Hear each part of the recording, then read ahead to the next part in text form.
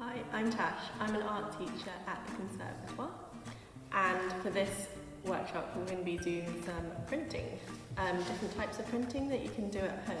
So using bits like a rolling pin with elastic bands, making your own tools, and I found some little Tupperware boxes which you can use to stick lollipops on and stuff, and you can make some really nice patterns like this, which is done with the rolling pin, and this one,